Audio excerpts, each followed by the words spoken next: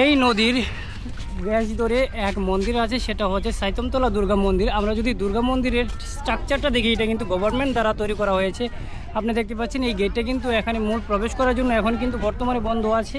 আমরা যদি সামনের দিকে লক্ষ্য করি তাহলে দেখতে পাবো, আমরা যদি ভিতরে প্রবেশ করার জন্য একটু সামনের দিকে এগোতে হবে এবং আপনি দেখবেন যে চতুর্দিকে যে আবহাওয়া আছে এবং আবহাওয়ার সাথে ম্যাচ করে কিন্তু এটাকে নতুন করে স্থাপিত করা হয়েছে।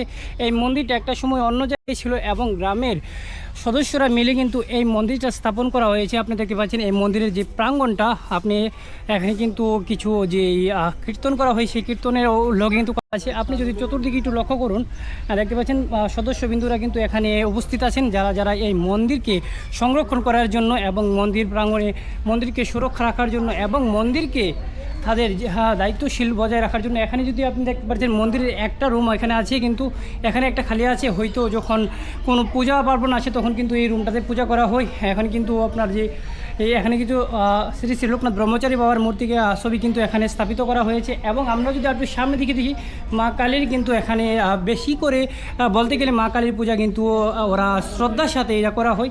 আর আপনি যদি আরেকটু সামনে যদি লক্ষ্য করেন তাহলে দেখতে পাবেন এখানে কিন্তু রাধাকৃষ্ণ এবং গৌরনীতাই কিন্তু একসাথেই এখানে কিন্তু মন্দিরে রাখা হয়েছে। এটাই কিন্তু মন্দিরের স্ট্রাকচার। এবং এই মন্দিরটা কার মাধ্যমে এটা স্থাপিত হয়েছে এবং তাদের কি কঠোর পরিশ্রমের ফলে এই মন্দিরটাকে এই পর্যন্ত টিকিয়ে রাখার জন্য যারা যারা পরিশ্রম করেছে তাদের সাথে আমরা আজকে কথা বলবো। দেখতে পাচ্ছেন হাজার বিন্দু